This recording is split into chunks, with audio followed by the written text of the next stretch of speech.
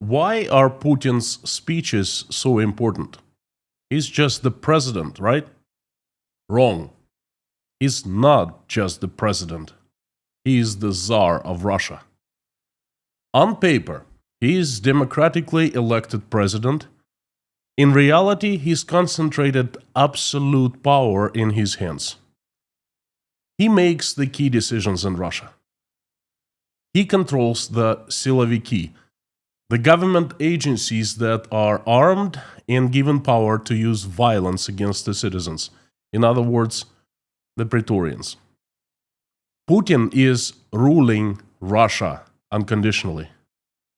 That's why every time he speaks publicly, I pay attention. His speeches usually reveal small details that show where Putin steers Russia to. And the direction changes quite often. 3 days ago, Putin spoke again. And I want to take a closer look at what he said and what it means to all of us. Howdy, everyone. My name is Konstantin, and welcome to Inside Russia, where usual Russia is explained by the unusual Russian. As usual, you will not find any lies, BS, or propaganda here, but you will find lots of truth, common sense, and logic, and some emotions too, because, hey, I'm a human being after all. I would like to talk about a recent event took place in Minsk just 3 days ago, last Friday. But first things first, I would like to emphasize why it is important to listen to Vladimir Putin. He is the only one who makes key decisions in Russia. For example, he made the decision to annex Crimea, to get rid of Navalny and his party, his followers, to get rid of the political opposition in Russia completely, to eradicate it, to invade Ukraine and start the war. And I continue his decisions on and on. Let me give you an example. If you live in America, imagine that you take the powers of the Congress, the Senate, the Supreme Court, the President, the Federal Reserve, and all federal judges. Combine all those powers and give that what is left, concentrated, give that power into the hands of just one person. That is exactly what kind of power Vladimir Putin possesses in Russia. And that's why it's always important to hear him speak. He doesn't speak often publicly, but when he speaks, he usually speaks volumes.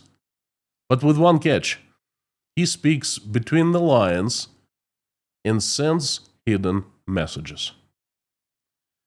3 days ago, the Russian president spoke again, and he made quite an important speech. He spoke at the annual Eurasian Economic Union meeting.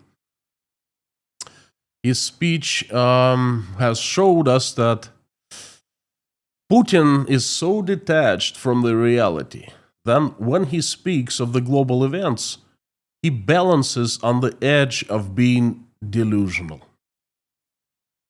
This was what he said. First, I'll give you a short summary, and then I'll give you some of detailed analysis I made. Check this out. This is the short summary, the shortest one could make, of Putin's speech. There is a militaristic atmosphere in the West. It is justified by the idea of Russia's aggression. However, the truth is the opposite. They use February 2022 as the starting point, but the issue started much earlier, when Russia was deceived and made believe that NATO would not expand to the east. They claim that we have a problem with our army, while simultaneously saying that we want to attack NATO. There seems to be a contradiction. We plan to reduce defense spending, but Europe does the opposite. More sanctions are imposed on Russia, but they only harm those who impose them. We keep being buried by them, but it's them. They will soon die, perish themselves. Our GDP growth is 4.3% this year, compared to 0.9% in the Eurozone. And there's even economic recession in Germany and France. The goals of Russia and Ukraine are completely different, but the negotiations take place in order to find ways to bring different goals closer together. Exchanges of information are important. The humanitarian aspect created a basis for a meaningful pardon me.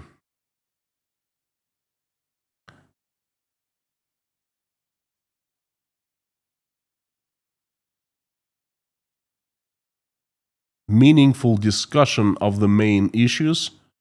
We have agreed to continue contacts after these exchanges.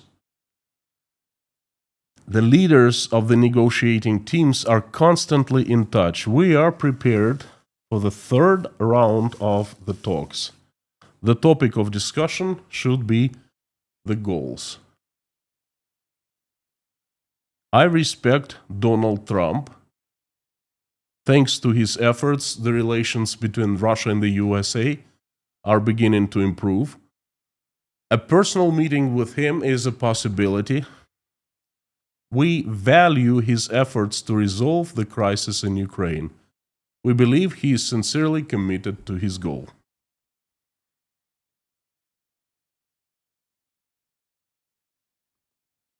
As I said already, Putin appears to be so detached from the reality that he balances on the edge of being delusional.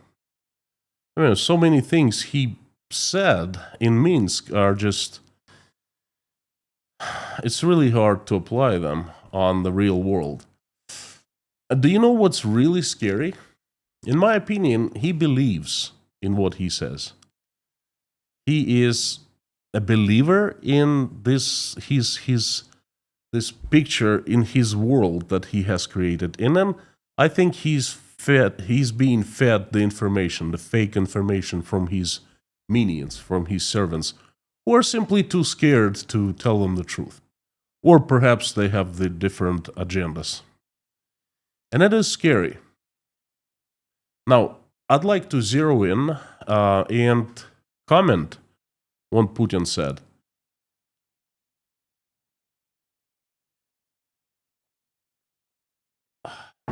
Before that, I would like to take a pause and use this opportunity to thank you, everyone who is a part of Inside Russia community. You know, yesterday I made a video about being demonetized by Google for the second time. And that's not a good feeling. It's, well, I described how I'm feeling in the video yesterday. And the reason I'm telling you is I have had an incredible response. Tons of support, monetary support, which is hugely important. Thank you very much. And most importantly, people reaching out and sharing their experiences, just giving me words of support, heartwarming words, you know, good wishes, send me prayers, and send me love in their messages and comments and emails. Even in the messages when they send the buy coffee at buymeacoffee.com or when they send something at PayPal, you know, on Patreon. And this is so touching. Thank you so very much, friends. I just want to let you know that, you know, a lot of people wrote me, Konstantin, please don't give up. I'm not going to give up. Demonetized I have been for the past 10 years, and I'm kind of used to it. It's sad. It's a bit scary. I am very afraid of losing the voice, this channel, Now I know that big corporation can use any excuse or just can shut me down without any excuse, and that is scary, okay? And certainly it's discouraging, it's painful, but I promise you that that's not going to stop me. I have a fire burning inside. This is my mission to monitor, to document, and to share the truth of Russia. Because you need to know what's happening in Russia is tragedy. And it's affecting Ukraine. There's a war with Ukraine. But then the real reason lies inside Russia, within Russia. And you need to know, at least to not make the same mistakes we have made over the last 25 years. You need to be informed. And this is why I find energy, I find motivation to get up every morning and prepare a message and sit in front of the camera and deliver it. So thank you for all your support. I promise you, I will keep on going. Thank you. Now back to the message.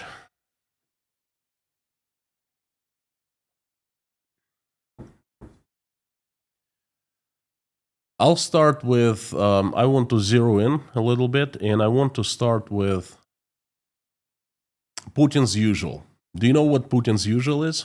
I'll let you know now. It all started with them deceiving us, lying to us, ripping us off about NATO non-expansion to the east.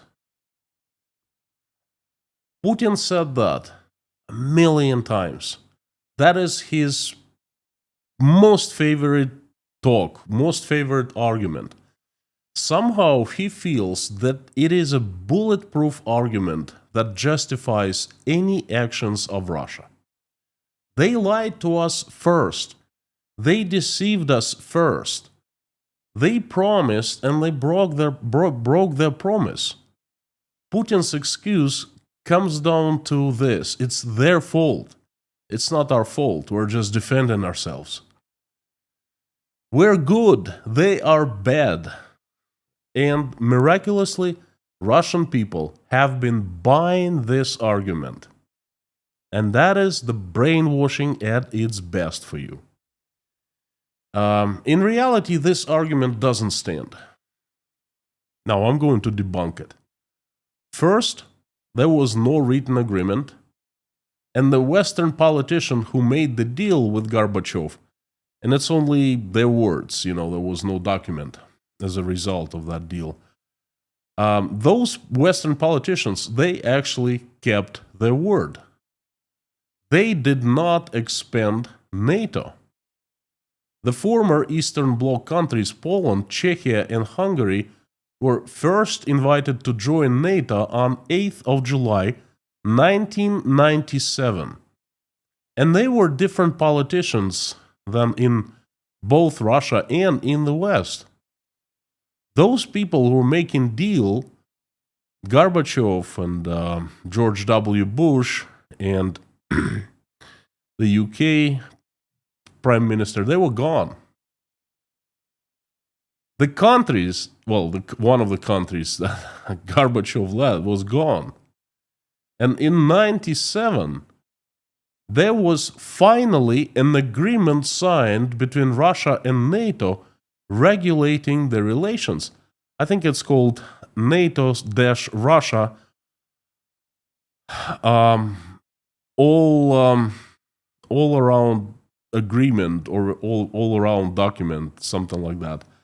That was a document designed and signed and agreed on by Russia, Russian politicians, the president of Russia, and the NATO. And Russia was happy. On March 12th, 1999, the countries, all those three countries, finally joined NATO. And do you know what was said in Russia? Big, loud, nothing. No one cared.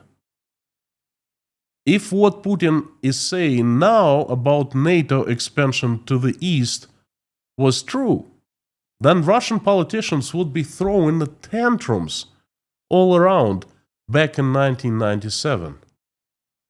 Do you know why they didn't? Why they were silent? They simply considered NATO neither enemy nor threat. NATO was friendly back then. Moreover, when Vladimir Putin came to power in 2000, for the first 3 years, his idea of Russia's national idea was becoming a part of the West and joining NATO. I remember him saying repeatedly, we are a part of the West. We are one of them. Russia is part of the West. Russia is part of those countries. He spoke of that many times. He wanted to join NATO.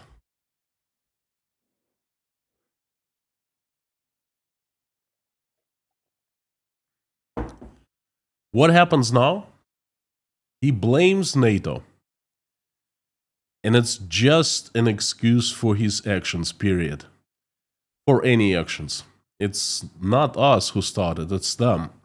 And you know why he uses his argument so many times? Always. That's his favorite argument. Because he has nothing else. Next. They keep burying us, the West. But they will perish first.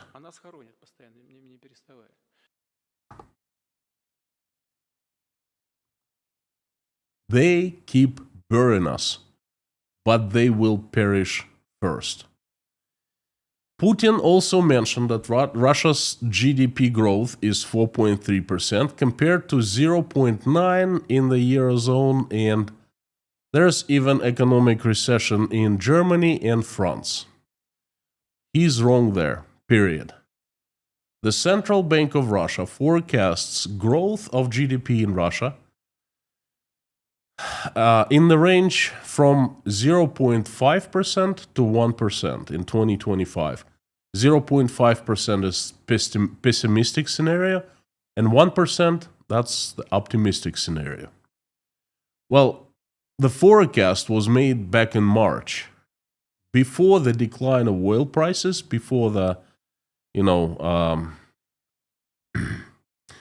geopolitical events that have been happening, and forecast doesn't stand for this year.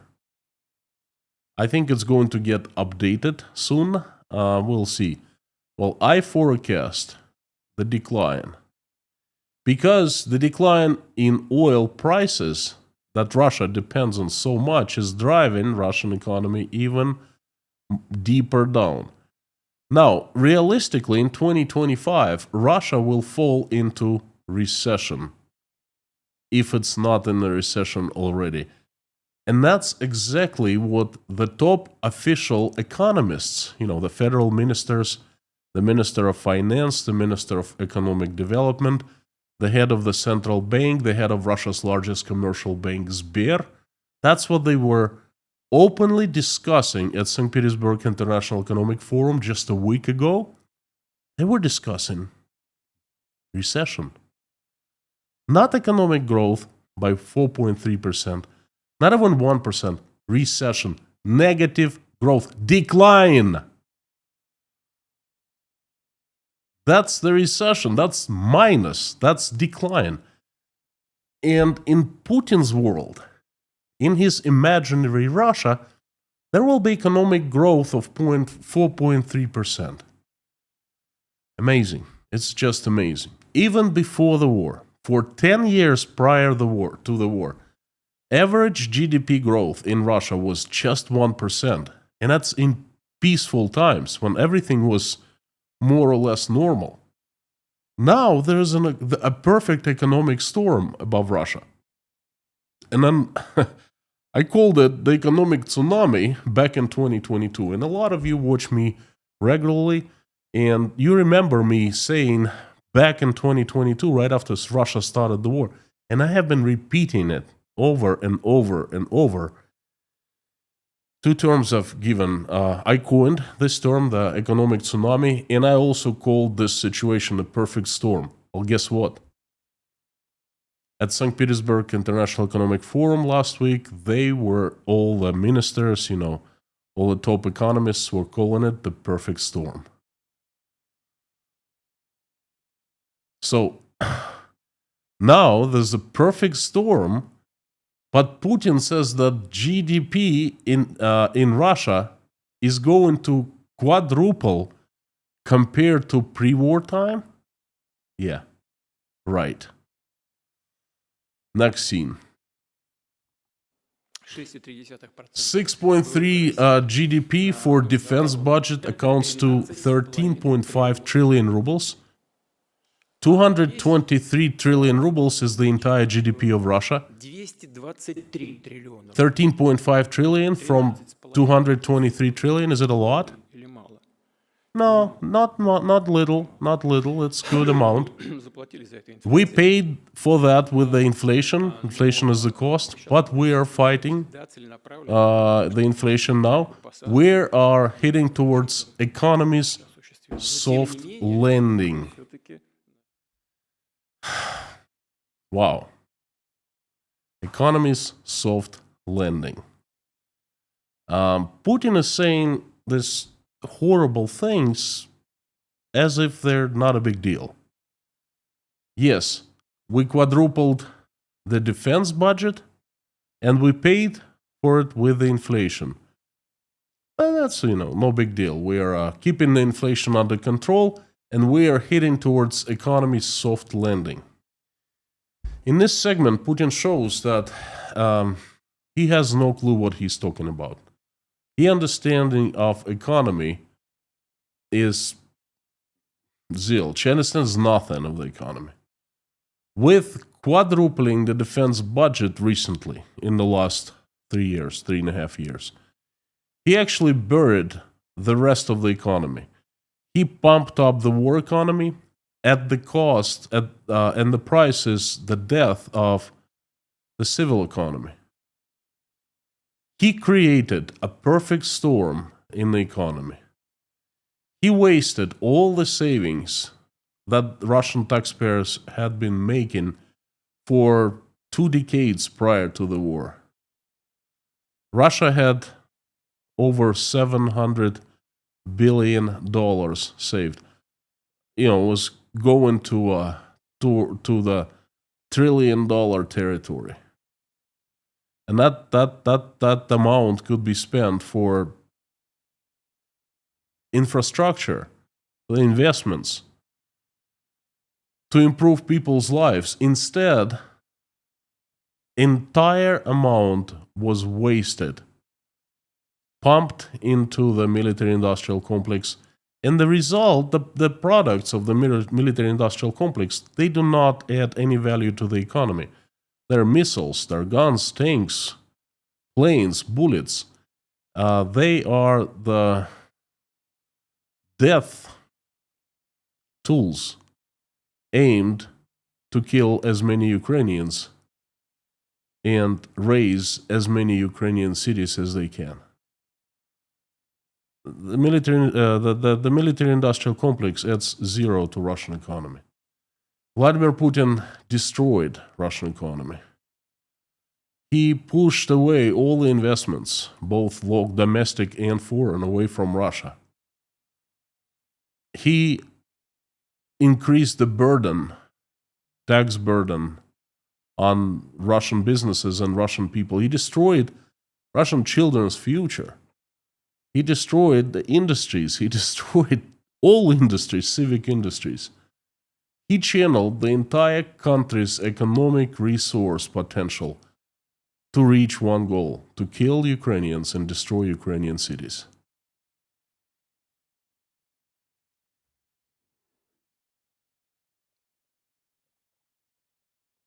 Now, Putin also spoke of negotiations with Ukraine.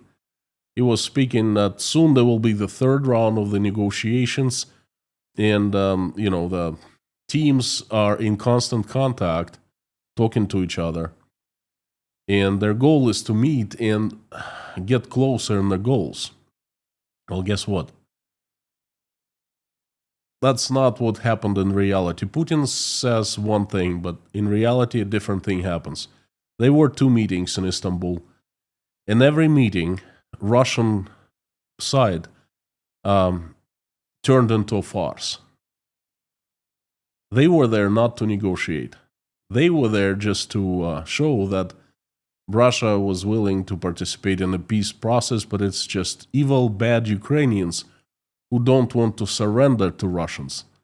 Therefore, Russia is a peacemaker and everyone else is a warmonger. That was the only purpose of the negotiations. And now Putin continues telling that, we are the peacemakers. We are offering the hand of peace to Ukraine and to everyone, and it's up to them to take it. The conditions, Ukraine must surrender, give up everything that we have been trying to capture, but we have not been able to do so. Ukrainians must just surrender, give it up by themselves. That's the cost of peace. In Minsk, Vladimir Putin, for the most part, repeated what he said a week prior in St. Petersburg at the International Economic Forum. He painted a very bright picture of resilient, successful, burgeoning Russia. And that's very different from the reality. His servants, the top economists of Russia, were openly discussing recession in Russia, totally contradicting Putin for the first time. And they were in the same place, it's just in different rooms. Well, obviously, Putin doesn't attend breakfast and events, small events like that. He just shows up to speak. And then he was saying one thing, and they were just in a room next door. They were contradicting him, saying a completely different thing. For the first time, I want you to notice. Why? Because they're scared. Because they understand the reality. They are very smart people. They're top economists. And they know that they will be blamed. They don't want to be blamed, because once they get blamed, they will get punished one way or another. Because Putin cannot be wrong. He cannot make mistakes. If something is wrong, it's not, his mistake. If economy is down the drain, not him, of course. That's those in charge of the economy, the ministers, the head of the central bank, the head of banks, them enemies, them destructors, them, traitors, okay? And they start warning what's coming because they don't want to be blamed. They want to, in the future, say, hey, you know what? That's exactly what we were warning about back at St. Petersburg Forum, in June of 2025. Now, to sum it up, do you know what this situation reminds me of? Putin's speech in Minsk and in St. Petersburg Forum. Very late 90s in the USSR. Some of you might remember the pictures, apocalyptic pictures of late USSR. The empty shelves, long queues, all this not so wonderful things. It's the collapse. The collapse was happening in the years of 1989, 1990, and 1991. And summer of 91 was the culmination of the collapse. Well, the picture is very similar to what's happening now.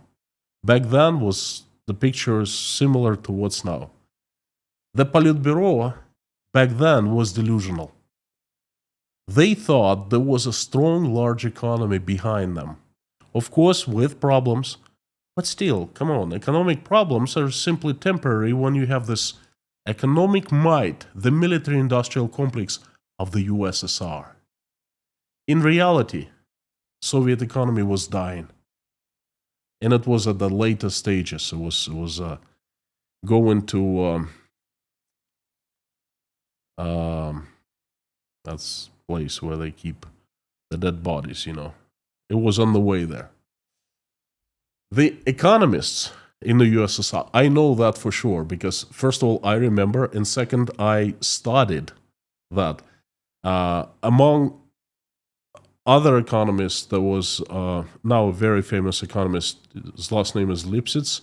He was working back then, and he was one of the top economists of the USSR, and he was warning the members of Politburo back in 1990, 91, and not just Lipsitz, but other economists as well. But despite their warnings and them sounding alarms, Politburo didn't listen.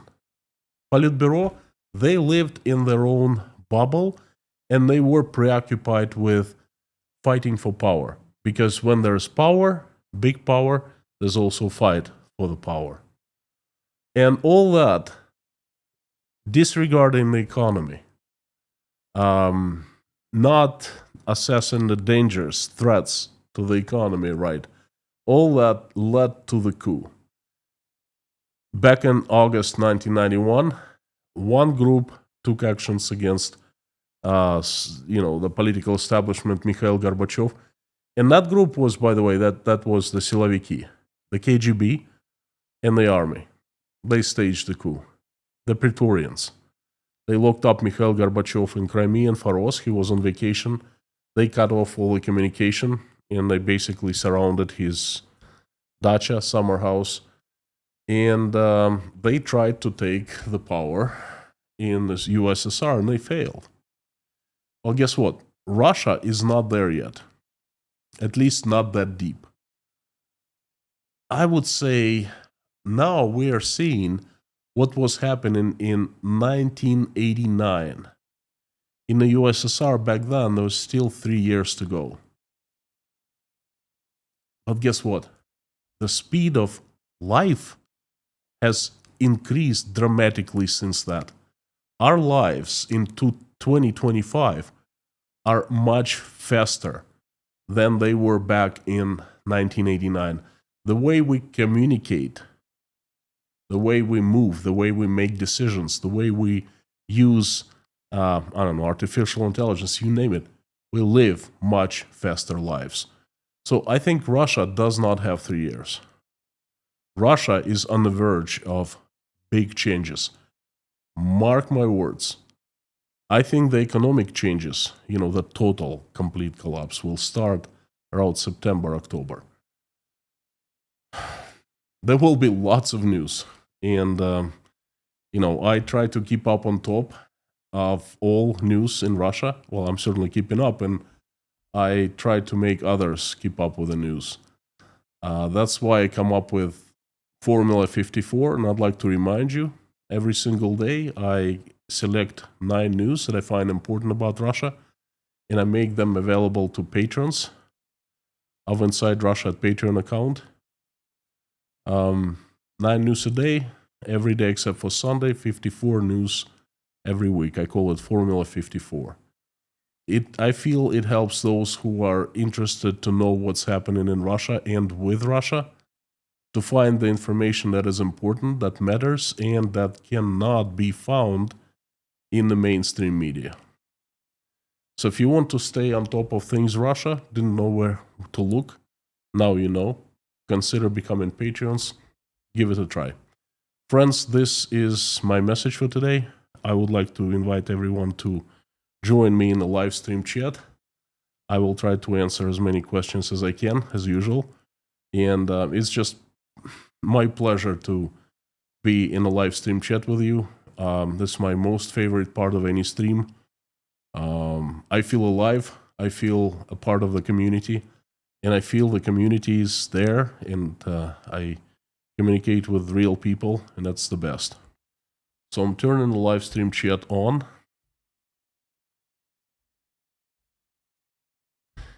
And I'm asking you to please let me know what you think of today's message, if you found it interesting, educational. And I would like to remind you, if you're here for the first time, that here at Inside Russia, it's the best community on internet, because the moderators of the community, Lorna, Mammy K, Bob S, Harry Potnin, and Amir Fazad, have helped to make this place very pleasant, very nice, and simply awesome. The best moderators, good friends, and best moderators in the world. Cheers to you. Thank you for coming back, and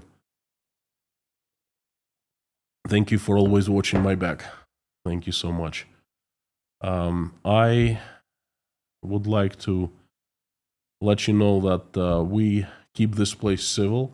We do not discuss U.S. politics. Simply not the place. Not the place for it, and not the time. There are other places for that. We respect each other. We do not insult here. And we just try to be decent folks. And if you want me to see your message easier, faster, please put it in all caps and put Inside Russia after @ so it appears highlighted in orange, just like Baker's talk did. See, it's much easier for me when I look at the screen. I immediately see highlighted messages. And if I miss your message, it doesn't mean that I ignore you. It's just so many of them, I just didn't see it. So keep on posting until I see it. That usually works. And the usual suspects, it's so fantastic to see everyone. Thank you for coming. Some of you, the Patreons, followed my adventures in Georgia. I spent 3 days in Georgia, in Tbilisi, in Kakheti. And I posted pictures and, updates at Patreon of Inside Russia. So it's not just I keep the updates of news there. This is a personal communication platform. Every Saturday I do a live stream from Tashkent Breakfast Club, the group of Russian refugees who fled Russia because of the war, because of Putin. I live stream right there at Patreon. And, usually it's a place to reach me. So I'm back. I'm ready to live stream. Sad, very sad. Still feeling down and crushed because of this second demonetization. But I'm trying my best to, to rise up again, to keep my chin up.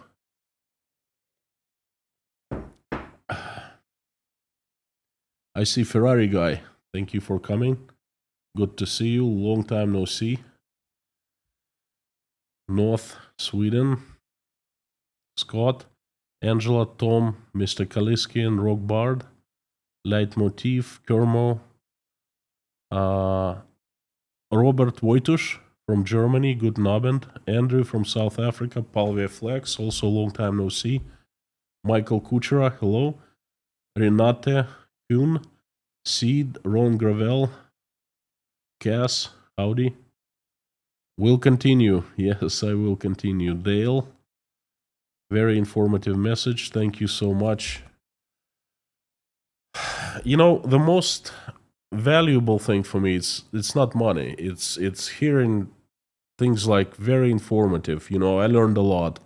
Thank you. And sometimes people write me and say, you know what, I asked you to pray for my relative or for me, and it actually worked. Someone got better.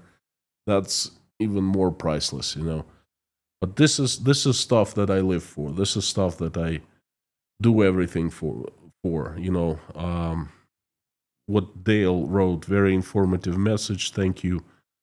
This is the highest form of our not appreciation, of highest form of, I guess, appreciation. Well, thank you so much. Incredible. Money is important too. I treat money as the feedback. Imagine we all work for a living, and I assume that everyone works real hard. And then when someone sends me a few dollars or buys me coffee or a couple coffees, it means they part with the money that they worked so hard. and send to me because they like what I do. They like what I hear, what I say and what they hear. And then they vote with their dollars for that. And that's incredibly, incredibly valuable also. Thank you, friends.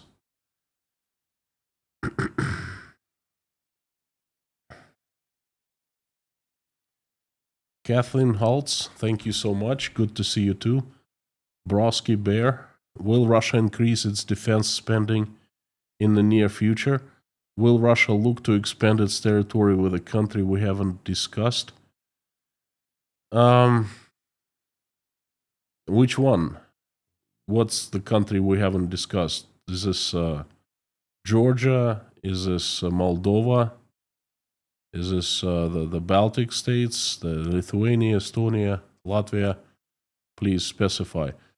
I'm pretty sure that Putin would increase the defense spending in near future if he could. The thing is, there is no money. The situation in the economy is worse than you think, and it's worse than I predicted. Okay, it's much worse, and they simply don't have money to expand defense budget. Heck yeah, Putin would do that in a heartbeat if he could, but well, he did it. He has been doing it in the past 3 years. Every single year, he upped and upped and upped the spending's budget. Like a few times a year, they increased the budget. Inca, can you tell us what you know about Russia preparing Gulag prison camps in 2026 again? Well, Russia has, I'm not sure what you mean by preparing Gulag prison camps.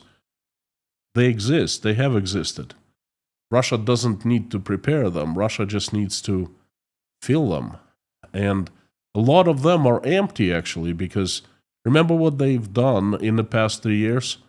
They have released most prisoners and sent them straight to Ukraine, to the front lines.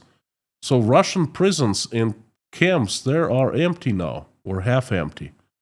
So there's no problem there. I'm not sure that they are preparing or conducting. I haven't heard of new ones being built, because the old ones are just empty.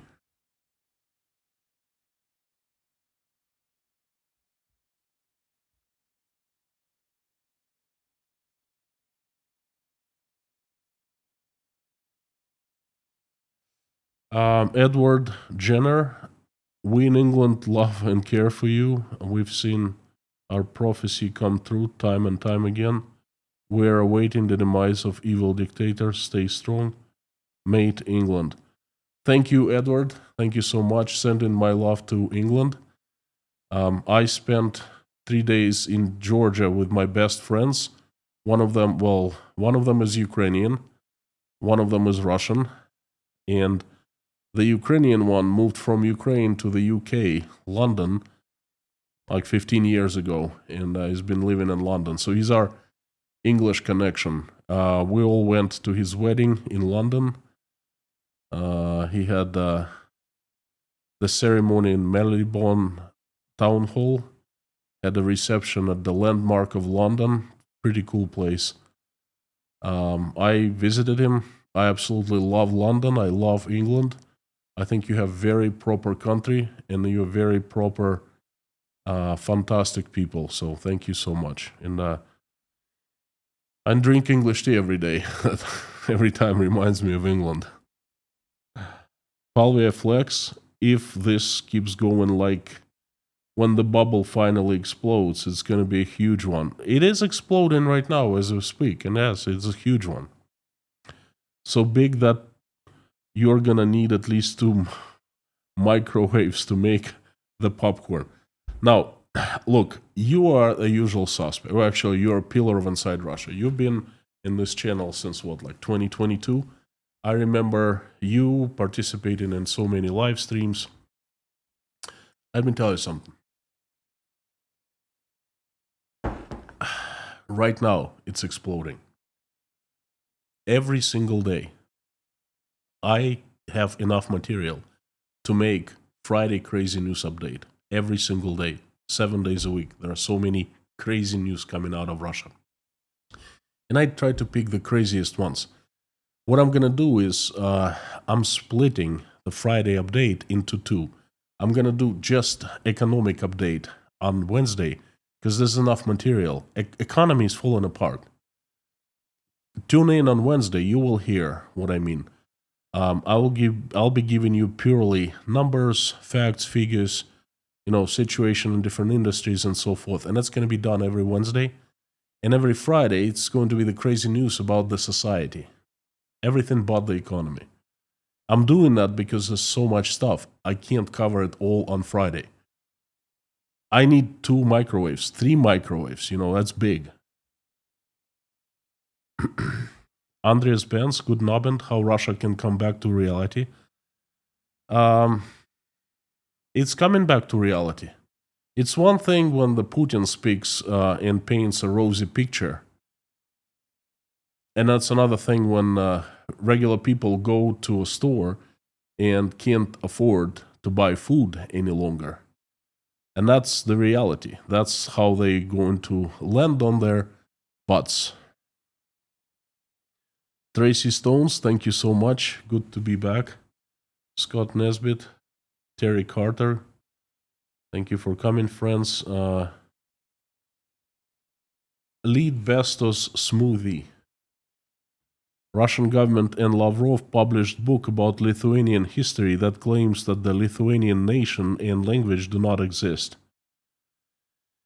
What could be a purpose of this in your opinion? Well, first of all, for Lavrov to make money, for Lavrov to, because he got paid for this book handsomely, for Lavrov to establish his influence even stronger.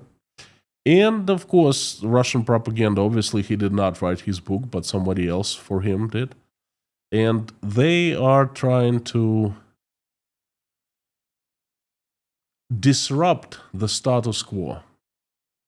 They're trying to sell the Russians this idea that Russia is everything.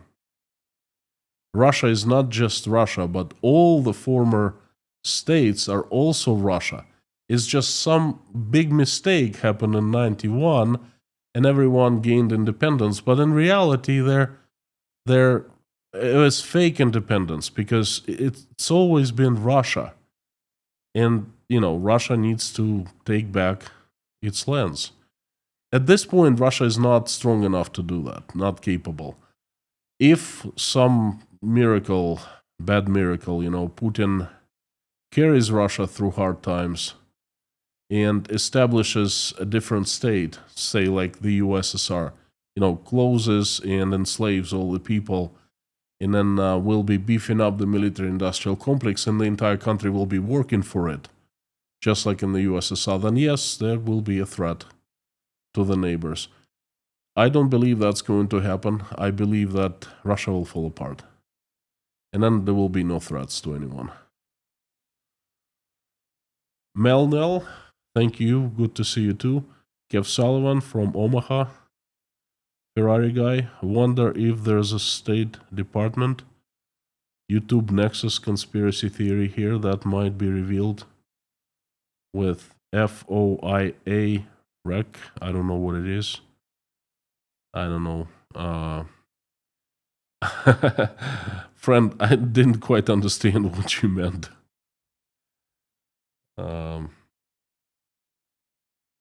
North Sweden, Koshkin Dom, Lord of Grape, howdy, David, Animal Guy, hello.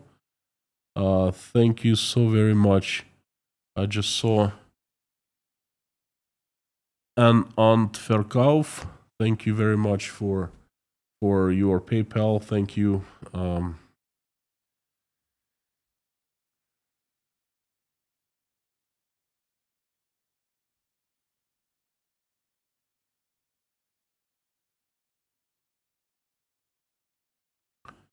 Christian Bruderfall.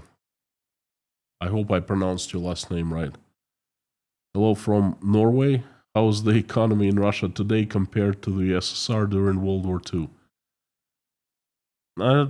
I'm not an expert on the economy back in the USSR in World War II. It was weak. Stalin enslaved the entire country after the World War II was over, and he propelled it into the future, so to speak. He built infrastructure at huge cost, at cost of many lives, at broken lives, and literally people died doing that. So I take it that during World War II, economy was in shambles. There was war economy, obviously. Right now, Russia is more normal than back then, because back the USSR was not functioning in a normal way. It was in the war mode. Right now, Russia is functioning. It's trying in a normal way, okay, and it's used up all the resources. Because you can't wage a war and have economy in a normal mode. Friends, in case you don't know, this cup mug was brought to me by my kids from Maine, Jake and Sky. First time they visited in Uzbekistan, they brought me this Simply the Best Dead mug, and I'm very proud to receive it from them as present. They've been a couple times after that here on the live streams, and we went up to other countries with them. So very proud to have this as a gift from them. I saw it that another YouTuber, a big YouTuber, same kind of mug. It probably came from the same store. It's pretty funny. Left him a comment. Kathleen Holtz. Okay, already saw that.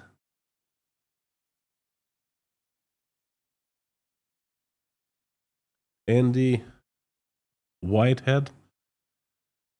Is there any truth to don't listen to what Russian media propaganda says? Listen to what they don't say. That's true. That's absolutely true.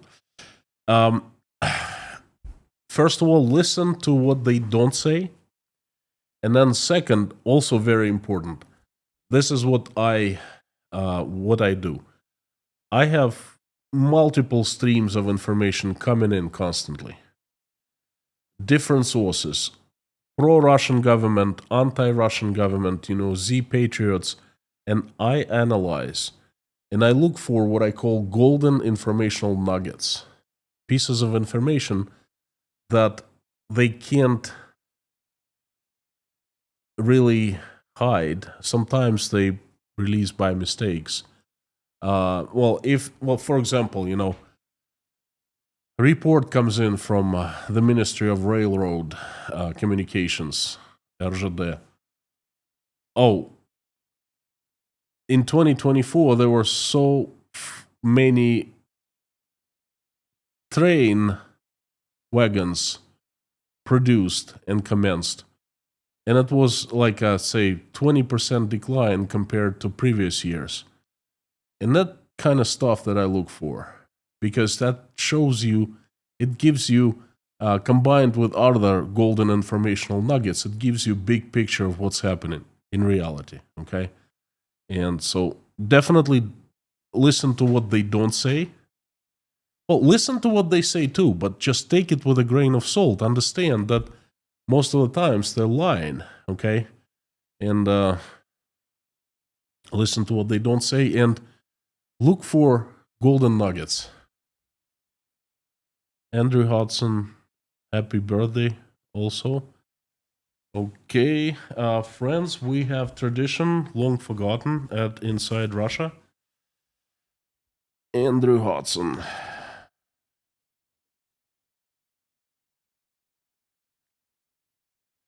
That tradition is I sing the birthday song. I'm a horrible singer, but I do it anyway. My way of showing appreciation for people coming in who have birthdays on this day. So I warn everyone in advance that I'm going to sing, so you can cover up your ears so I don't break them. And I'm gonna do that now. Andrew, I would like to say happy birthday to you. Happy birthday to you. Happy birthday to you. Happy birthday, dear Andrew. Happy birthday to you. Thank you, friend. Have a fantastic birthday celebration. Have many happy returns of the day. Thank you for being such a pillar of Inside Russia. Thank you for coming in, returning, and participating in our community. Thank you. Have fantastic health. Don't get sick ever. Be surrounded by the loved ones. Have lots of love in your life and have plenty of coins in your pockets. Happy birthday, Andrew.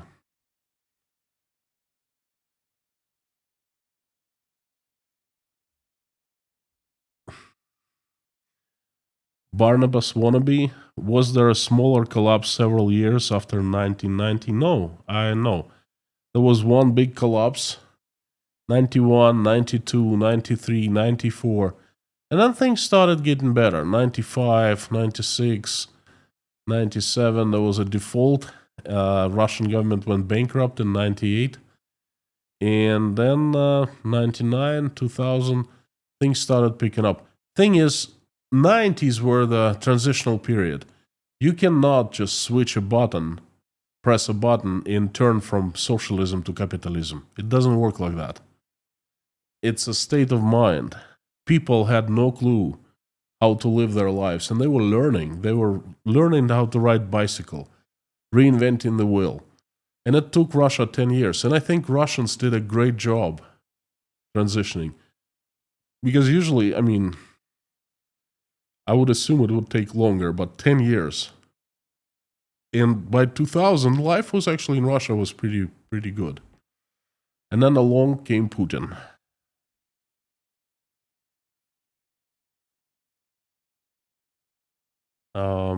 Lead asbestos smoothie. I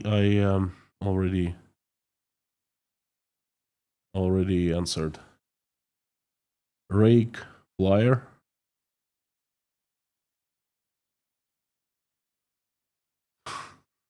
Looked himself in this.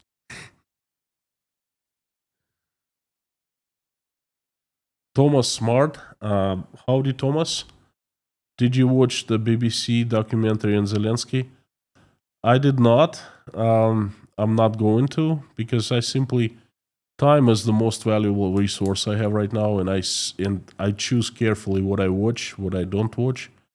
I know everything I need to know about Zelensky. I have my opinion on him, and I will not watch anymore. Terry Carter, keep thinking of the phrase rise and rise over and over till lambs become lions. Thank you, Terry. Accepted. Jenny Stranmar. Thank you so much. I understand much better after your words how it is. Stay strong always. Much love from us in Sweden. I'm sending my love to Sweden. Thank you so much. You must be having wonderful weather right now. It's always light, no night. Sweden is one of the places I'd really like to visit. Unfortunately, closed off to me as I am Russian. Melnell, thank you so much. Michael, Felix, thank you for coming. Thank you. Good to see you. Pamela.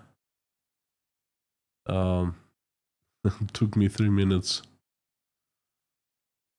Paul Mason, any perspective on the leaks of the nuclear facilities of Russia and the Tupolev plane plant?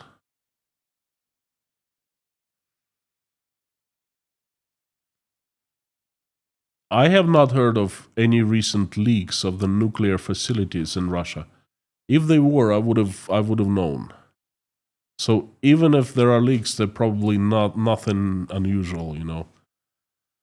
Tupolev plane plant. If you think that the new facility they have been building, is that what you mean? Please specify your question. We have a couple minutes left. Mods, I'm also watching the time. I would like to give a shout out to the mods. Fantastic people. And you know what? It's so important for me to come to the community and not to worry about, people misbehaving, insulting, discussing the politics. Bob S. has been doing fantastic job, and Harry, and of course Lorna and Mama K there, the HQ, and Amir. Thank you so much, friends. Dirk contributed for a very long time also, and in the past I had other mods too. So I'm sending everyone love, but these folks that you're seeing right now, who you're seeing right now, are just the best of the best.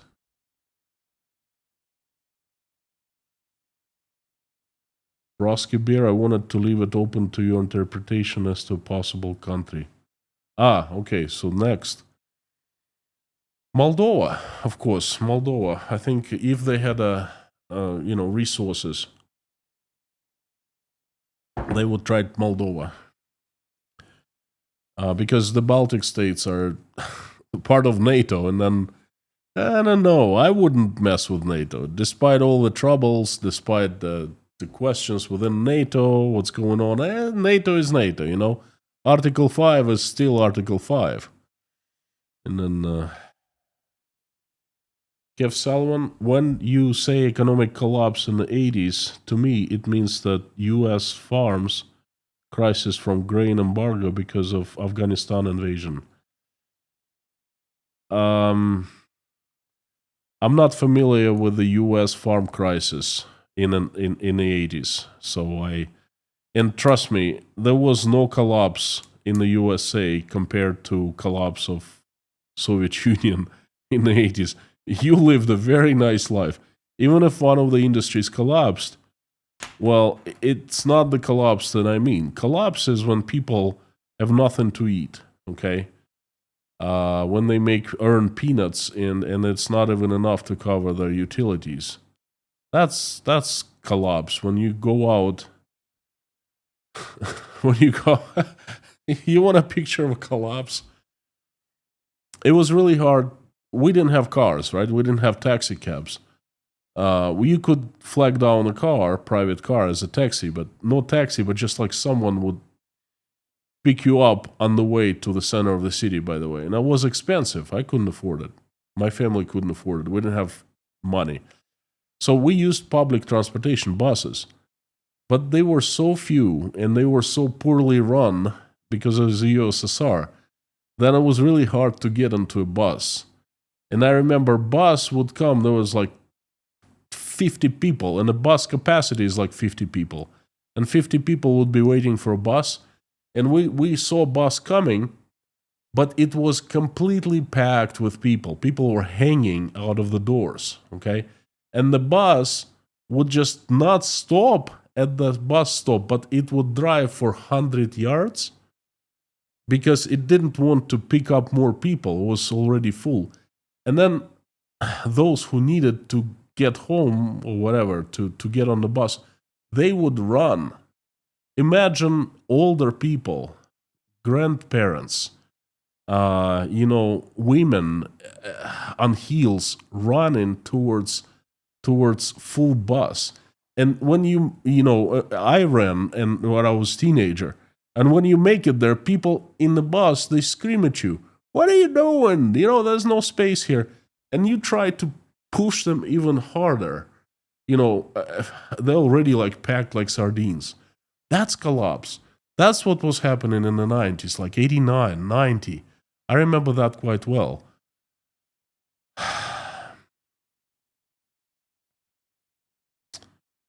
George Ruberty, please help me. I cannot figure out how to donate through PayPal. My account shows prior donation, but will not open Breakfast Club Productions. It does not show up when I search. Well, look, I post links in the description to the live streams and videos, and there will be a pinned comment. After this live stream ends, I usually put the links in a pinned comment so everyone sees it and it's accessible. So just click on the link and that's it. So, and I appreciate George. I appreciate so much.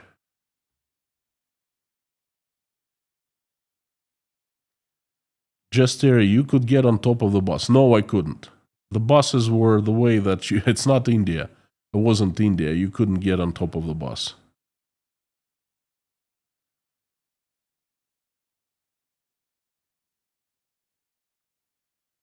Kev Sullivan, did the 80 grain embargo affect Russia? I cannot answer this question. I don't know. I don't know anything about grain embargo. Pinda the Peanut Guy, Matthew Shaw, howdy. Matthew Shaw, U.S. farmers are feeling some pain now. Lots of them burning their crops and selling their farms off. Matthew, we don't discuss U.S. politics, U.S. economy. I studied U.S. economy. I studied at a American university. I studied economics. It was my major. And you know what? Trust me, I know a thing or two about U.S. economy. And I'm not going to tell you much, but very briefly, you are in for a very hard time, perhaps the hardest time in a long time, you know. The economic policies that are being implemented right now, they're going to backfire so bad. Just give it a few months. And the farmers is just the beginning. You haven't seen nothing yet. It's coming. So, but please, no discussion. And I think it's time to finish this live stream. Just before I sign off and invite everyone to prayer first, an update tomorrow, 11 a.m. U.S. Eastern Time. So that's going to be 8 a.m. in Los Angeles. And it's going to be afternoon in Europe.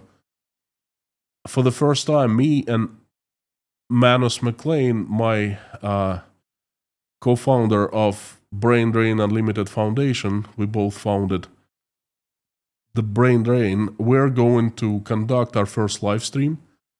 And we're going to talk about immigration in the United States. We are going to make it fun, an educational event. It's going to be the first live stream. I invite everyone to join us. I'm going to make a community post tomorrow about that, make an announcement with a direct link. Also, on Wednesday, I invite everyone to join me at Piotr Kurzin's Geopolitics channel. We're going to be talking about the situation between Russia and Iran.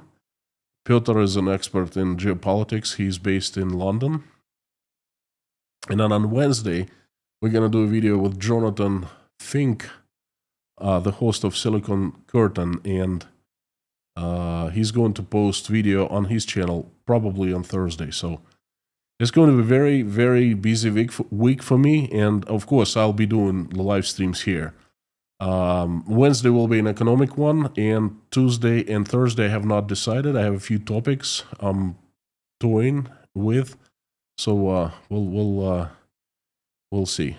Anyway, friends, thank you so very much. I hope you enjoyed today's live stream. I invite everyone to join me in prayer. Thank you so much. Let's pray. There are 2,900 people right now, and that's a small stadium.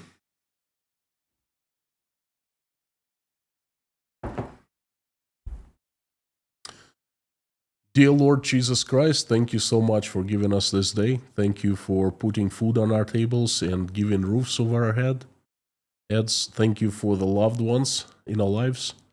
Thank you for the love in our lives. Please give us wisdom to keep our children, skies above children's heads, peaceful and safe. Give us wisdom to raise our children in a way that when they grow up, they will keep this world a better place. They will make this world a better place and will not engage in any wars. Just be friends to each other, never fight with each other. For now, please keep our children safe and healthy. Dear Lord, I'm asking for Ukraine. Please help Ukraine reach peace. Stop the bloodshed. The country needs a break, it needs peace, it suffered a lot. Please help every single Ukrainian who has suffered, who have been affected by this terrible tragedy that is happening. Answer everyone's prayers and make everyone's wishes come true. Reach out and touch those who are responsible for the war and responsible for the decision, capable of making decision to stop the bloodshed. Reach out and touch their hearts, fill them with love, mercy, empathy, so they wake up from the lethargic sleep and will make the right decision. Dear Lord, please help my country, Russia. It needs your help. It's been hijacked by the demons. Please assemble your strongest angels with sharpest swords. Have Saint Michael lead that army and have it come down to this earth and get rid of the demons who have hijacked Russia, who we know by their names and by their faces. And send your angels to help good Russian people to run their country so it becomes peaceful, loving, and respecting. Dear Lord, please help everyone who is traveling right now. Send them safe travels. Help everyone who is seeking for asylum. Send good people their way. Help everyone who is in danger of any kind. Send safety. Help all single mothers and fathers all over the world who are struggling, raising their children, trying to make ends meet. Send help. Please help those who are helping Ukrainians and help those Ukrainians who are currently under attacks of Russian weapons. Please keep everyone safe. Dear Lord, I'm asking to help everyone in need, those who are addicted, cold, hungry, sick, homeless, jobless, depressed, crying, going through divorces, missing their children, not being able to see them, losing their faith, those who are hurting, those who are betrayed, those who are feeling abandoned and betrayed and left, those who are feeling alone. Please reach out, people in need, and fill their hearts with love, fill their hearts with fill their hearts with warmth. Reveal yourself to them. Show that you are right next to them. You have not abandoned them. You care for them. You love them. And you watch every step they take and every move they make. Dear Lord, please help everyone who is in need. Thank you so much for allowing us to come together and pray as a community. Thank you for everyone who's praying along with me right now or simply watching us pray. Please help everyone, answer everyone's prayer, and make everyone's wish come true. Thank you, dear Lord. I would like to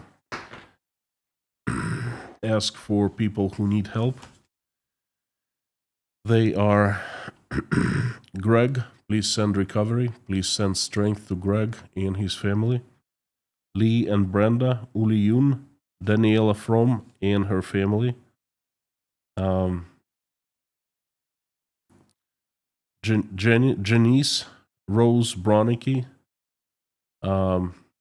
Karsten, Ann Larson, Hannah, Jeffrey, his family, Katharina, Mark, Tom W., J.R. McKim, Gabing with Gary, Lisa, Harry, Terry, John, Linda, Paula, Dennis, Jason, Susie, Tim, Dory, Rhonda, John Taylor, Wayne, Dave, Darla, George, Pamela, Meta, David Porter, his family, and everyone in Chernovtsi, Ukraine. Leif, Randolph, Grace, Dean Spooner and his church, Yelena, Natasha, Michael, Jake, Oля, Dasha, Sky, Svetlana, Sergey, Liz, Ron, Koshkin Dom, Sandra, Mike and Mike, Petra, Joseph,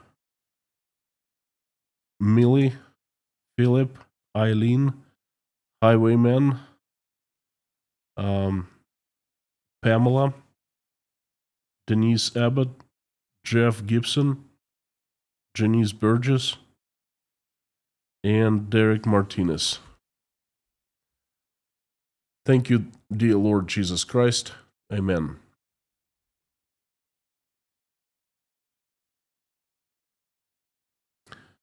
Thank you, friends, for coming. Thank you for giving me a chance to deliver a message. I missed you when I was away in Georgia. I did not warn anyone where I was going due to security reasons. I don't feel safe. I'm afraid that KGB might make a move on me while I am in a third country. I was right next to Russian border, about 20 miles from it, and I could see it. So I wasn't feeling the easiest in the world, you know. So I only tell everyone after the fact when I come back. So I'm telling it to you now, and I missed you. I missed live streaming. I missed this community. I missed live stream chats. So thank you for being a part of Inside Russia. Thank you for giving me a chance to be with you. Tomorrow, usual time, usual live stream chat. And before I sign off and we finish, I would like to ask you the usual, the usual phrase that we finish the live stream with. Say along with me, as loud as you can, please, the following. Carthago delenda est.